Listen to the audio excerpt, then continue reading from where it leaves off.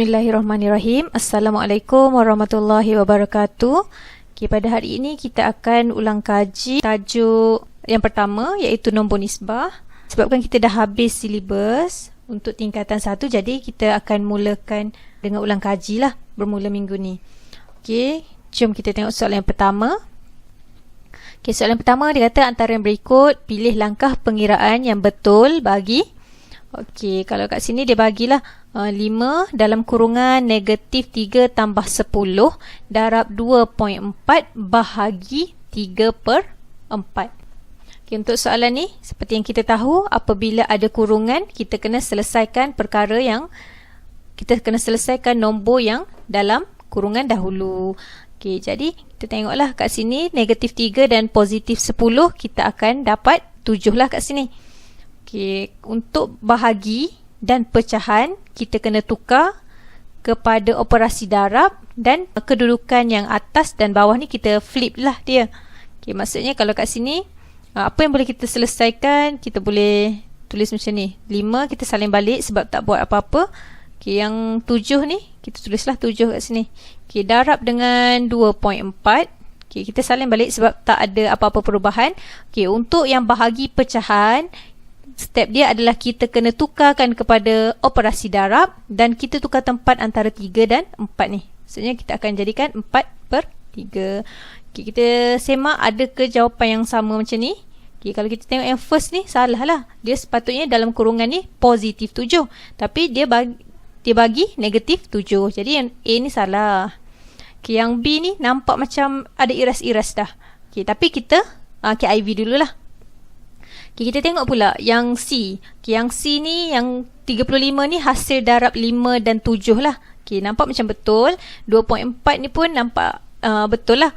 Yang darab 3/4 ni salah lah. Sebab dia bahagi kat sini. Dia tukar kepada darab, tapi tak tukar tempat. Jadi C ni salah.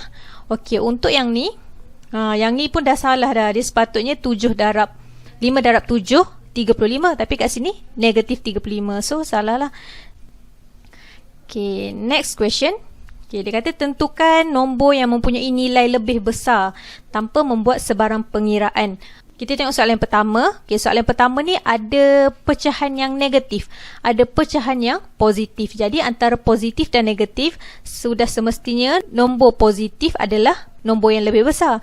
Jadi A kita adalah 1/100. Jawapan dia. Untuk B pula, dia sama-sama negatif, tapi kita tengok nilai dia. Ni 4.3, ni 4.5. 4.5 ni nampak besar, tapi disebabkan ada simbol negatif, dia akan, kalau dalam garis nombor tu, dia akan belah kiri. So dia lebih kecil lah berbanding negatif 4.3. Jadi negatif 4.3 lah nilai yang paling besar, ataupun nilai yang lebih besar berbanding negatif 4.5. Untuk C ni, nombor apa yang paling besar? Kalau kat sini 2.5. 2.5. Untuk 2/5 ni, kita tukarkan 2/5 ni kepada perpuluhan. Kita dapat berapa? Kita akan dapat 2.4. So 2.4 ni kecil berbanding 2.5. Jadi kita punya jawapan adalah 2.5. Tu untuk soalan yang kedua. Next question. Kita tengok kat sini. Untuk soalan yang ketiga ni, kita tengok ada sebuah jadual berkenaan pasukan dan juga gol. Gol masuk, gol kena dan perbezaan gol. Kita baca dululah soalan. Jadual di atas menunjukkan bilangan gol masuk dan gol kena bagi dua pasukan bola sepak. Cari perbezaan gol untuk pasukan helang. Yang dia warna biru ni lah, yang perbezaan gol yang atas ni dia dah bagi siap-siap dekat kita. Berdasarkan perbezaan gol ni, kita boleh anggap yang dia menggunakan operasi tolak antara gol masuk dengan gol kena. Jadi untuk kirakan perbezaan gol bagi helang, kita kena tolakkan antara 16 dan 18. Jadi 16 tolak 18, kita akan dapat negatif 2. Jadi perbezaan gol untuk pasukan helang ialah negatif 2. Next. Untuk soalan yang keempat, suatu harta karun yang tersembunyi pada tahun 56 sebelum Masihi. Katakanlah ni Masihi. Okay, ni Masihi, ada 56 kat sini. Okay, 56, tahun 56 sebelum Masihi dijumpai pada tahun 292 selepas Masihi. Okey, 292 selepas Masihi. Okey, berapakah lama harta karun itu tersembunyi? Okey, yang sebelum Masihi ni selama 56 tahun. Okey, yang selepas Masihi ni 292 tahun. Okey, jadi berapa lama? Berapa lama harta karun tu tersembunyi? Jadi, operasi yang terlibat adalah operasi tambah. Kita kena tambahkanlah 56 dengan 292 ni untuk dapatkan berapa lama harta karun tu tersembunyi. Jadi 56 kita tambahkan dengan 292. Okay, kita akan dapat 843 tahun. 348 tahun. Okey. Next. Okey, yang kelima, dalam suatu kerja amal, Ali memberikan beras, gula dan biskut kepada 80 orang mangsa kebakaran. Jika setiap mangsa mendapat 2 kilo beras, setengah kilo gula dan 0.4 kilo biskut dan barangan bantuan itu diangkut sama rata oleh 3 buah van.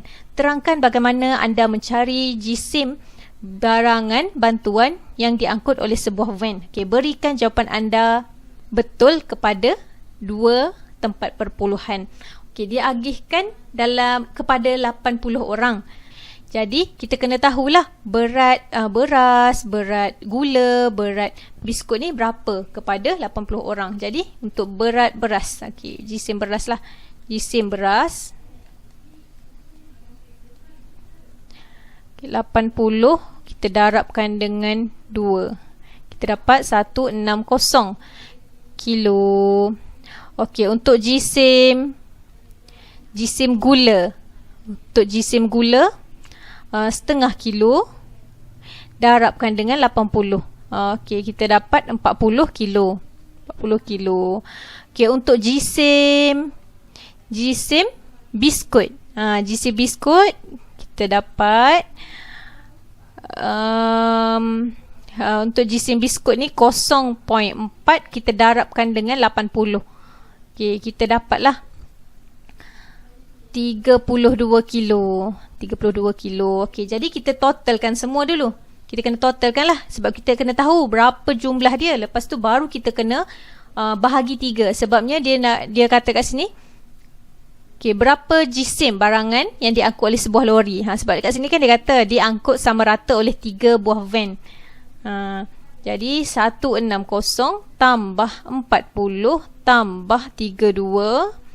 Okey, kita akan dapat 232. Okey, 232 kilo. Okey, kita bahagikan pula dengan 3. Okey, 232 kita bahagikan dengan 3, kita dapat, okey, kita dapat 77.3 kilo. Maksudnya sebuah van tu akan mengangkut barang-barang bantuan sebanyak 77.3 kilo. Okay, next kita tengok soalan yang ke-6. Isikan petak-petak di bawah dengan operasi tambah atau tolak supaya hasil yang diperoleh mempunyai nilai yang paling besar. Okey, untuk soalan A kita try and error lah. Okey, kita mulakan dengan tambah-tambah. Kita tambah-tambah lah dulu. Okay, maksudnya 1/2 tambah -5 tambah dengan 4.3. Okay, kita dapat berapa ya? Okay, setengah tolak 5, kita dapat -4.5.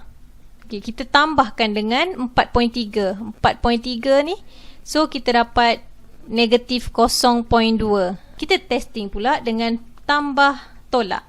Okay, kita tambah tolak pula. Okay, tambah tolak. Okay, 1/2 tambah -5 tolak 4.3. Okay, yang ni samalah macam atas tadi. So, dia akan dapat -4.5. Okay, tolak 4.3. Dapatlah -8.8. Makin kecil pula. Okay, tak apa, kita cuba pula dengan tolak tambah.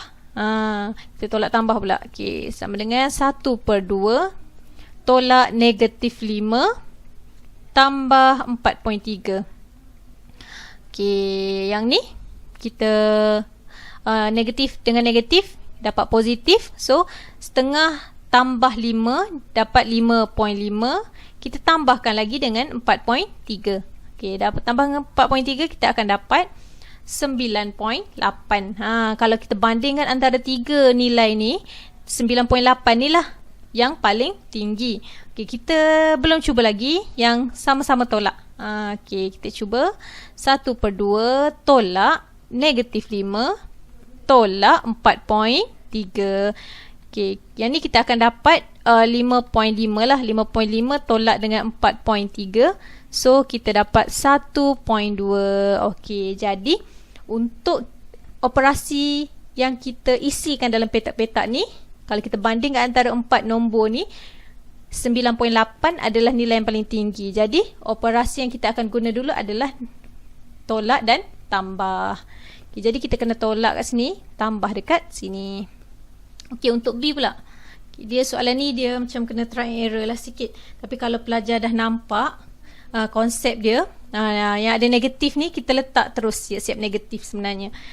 Tu cara orang yang dah mahir lah. Tapi kalau kita masih belajar, why not kalau kita cuba satu-satu untuk tingkatkan kita punya skill mengira.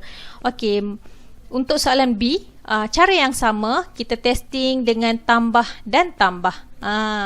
Kita testing negatif 4.2 tambah 1/2 tambah negatif 4. Okey, kita dapat. Okey, yang kat sini negatif 4.2 tambah 0.5 tolak 4. Kita pun tekanlah kalkulator. Ataupun nak congak pun boleh je. Okey, antara tolak dengan tolak ni jadi tambah lah kan. Jadi negatif 8. Negatif 8.2. Negatif 8.2 tambah dengan 0.5. Okay, kita bezakan dua ni. Kita dapatlah negatif 7.7. Nilai dia negatif ni. Okay, kita cuba pula positif dengan negatif. Okay, positif dengan negatif ni negatif 4.2 tambah 1/2 tolak negatif 4. Okay, kita akan dapat negatif, yang ni jadi positif, negatif 4.2 tambah 1/2 tambah 4. Okey, yang ni sebabkan dia positif dan negatif, so kita boleh jadikan negatif 0.2 tambah 0.5. Okey, bila kita bezakan dua ni, kita akan dapat 0.3 lah. Okey, 0.3 ni lebih besar lah daripada negatif 7.7. Okey, kita testing dengan negatif positif pula. Okey, kita cuba 4.2. Oh, negatif tertinggal. Okey, negatif kita buat je lah kecil sikit. Macam negatif 4.2 tolak 1, ataupun kita tukarlah terus 0.5. Tukar terus. Okey, tambah negatif 4. Tambah negatif 4. Okey. Okey, negatif 4.2 tolak 0.5 tolak 4. Kita dapat berapa ya? Kalau ikutkan ni, nilai ni kita tambah je semua. Kita akan dapat negatif 8.7. Dia kan semua negatif. So, negatif, dia akan nilai dia kita macam tambah. Tapi masih lagi ada simbol negatif. Okey, untuk yang keempat ni, kita cuba negatif dengan negatif. Jadi, negatif 4.2 tolak 0.5 tolak negatif 4. Okey, tolak negatif 4. Kita akan dapat negatif 4.2 tolak 0.5 tambah 4. Okey, yang 4 dengan 4 ni kita boleh selesaikanlah dia. So, kita akan dapat negatif 0.2. Negatif 0.2 dengan negatif 0.5, bila kita tolakkan dia macam tu, kita kita akan dapat negatif 0.7. Okey, jadi antara keempat-empat nombor ni, nombor 0.3 adalah nombor yang paling besar. Jadi operasi yang kita akan guna adalah tambah dan tolak. Jadi kita akan tulis kat sini lah, tambah, tolak.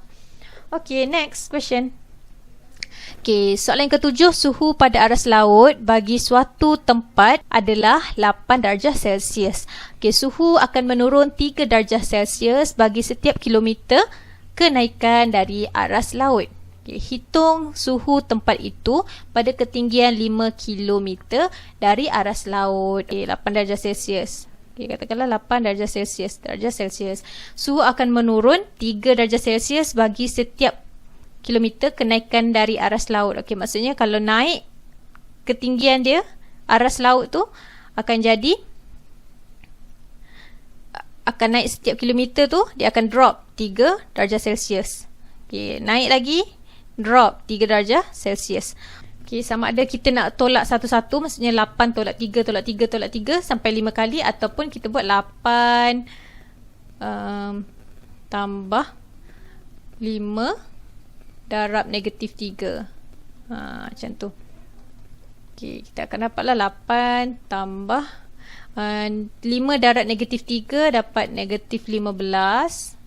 Okey, 8 tolak 15 kita dapat negatif 7 darjah Celsius. Next question. Soalan yang ke-8, Sheila berada di titik O pada suatu ketika.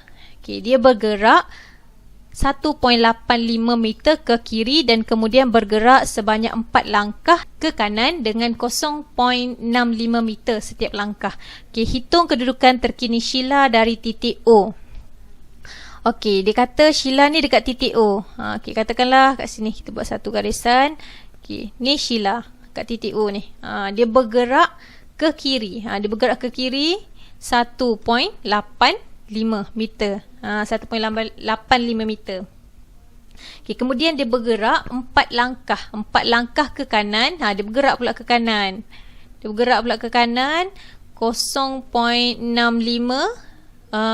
satu langkah.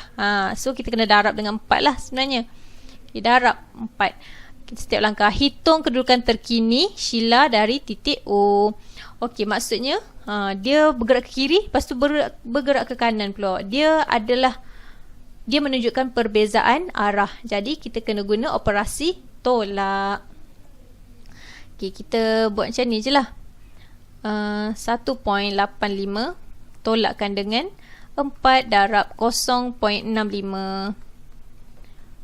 Okey, kita dapat 1.85 kita tolakkan dengan 2.6. 0.75 meter. Okey, soalan yang ke-9. Okey, Jasmine bergerak 9.5 meter ke arah timur. Okey, ni Jasmine. Okey, ni Jasmine. Okey, dia bergerak ke arah timur. 9.5 meter. Okey, kemudian 0.7 meter ke arah barat. Okey, dia bergerak pula 10.7 meter ke arah barat dan seterusnya 6.8 meter ke arah timur pula. Okey, tadi dia pergi ke timur dulu. Pergi timur, lepas tu dia pergi barat, lepas tu dia pergi timur, balik. Okey, perihalkan pergerakan Jasmine supaya dia boleh balik ke kedudukan asalnya. Okey, kita kena tahulah situasi. Mula-mula dia pergi timur 9.5 meter, lepas tu dia pergi ke barat 10.7 meter, lepas tu dia pergi balik ke timur sepanjang 6.8 meter. Okey, untuk arah, apabila dua arah yang sama kita kena tambah, bila arah yang berbeza kita kena tolak. Okey, jadi kita tambahkanlah dulu yang sama, maksudnya 9.5 kita tambahkan dengan 6.8, kita tolakkan dengan 10.7. Okey, jawapan adalah 5.6. Dia sudah bergerak 5.6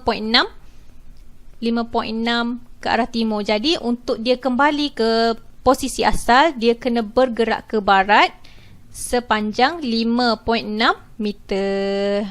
Dia kata kat sini sebab dia kata nak perihalkan pergerakan Jasmine supaya boleh pulang ke kedudukan asal. Jadi 5.6 meter ke barat. Dia kena bergerak, Jasmine kena bergerak 5.6 meter ke arah barat. Macam itulah jawapan dia. Okey, untuk soalan yang terakhir, insya-Allah. Okey, sebuah lift berada pada arah H pada suatu ketika. Okey, aras H. Maksudnya kalau kat sini, H. Okey, lepas tu lift itu naik 2 tingkat setinggi 9.8 meter. Dia naik 2 tingkat lah. 1, 2. 9.8 meter. 9.8 meter. Okay, kita boleh tahu tak berapa meter satu tingkat? Kita bahagi 2 je lah. Okay, satu tingkat akan jadi 4.9 meter. Ni pun 4.9 meter. Okay, lift kemudian turun 5 tingkat. Okay, dia dah naik 2 tingkat, dia turun pula 2 tingkat. 5 tingkat. Kena turun buat macam ni lah.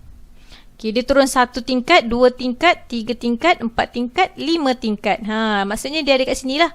Lift ni. Lift ada kat sini. Kedudukan terakhir. Lepas tu dia kata hitung jarak lift itu dari arah H sekarang.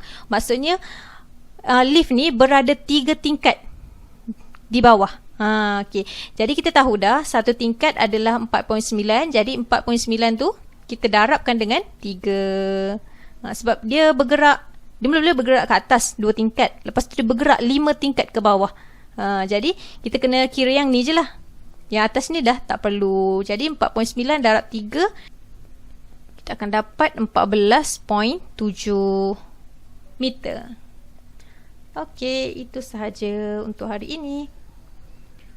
Okey, sekian, terima kasih. Semoga pelajar dapat manfaat daripada PDPR pada hari ini, insya-Allah. Assalamualaikum warahmatullahi wabarakatuh.